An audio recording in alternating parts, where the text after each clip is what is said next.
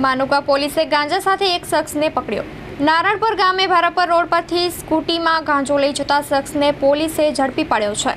9,870 રૂપિયાનો 987 ગ્રામ ગાંજો ઝડપાયો છે। પોલીસે ગાંજા અને સ્કૂટી સહિત કુલ 43,480નો મુદ્દામાલ કબજે કર્યો છે।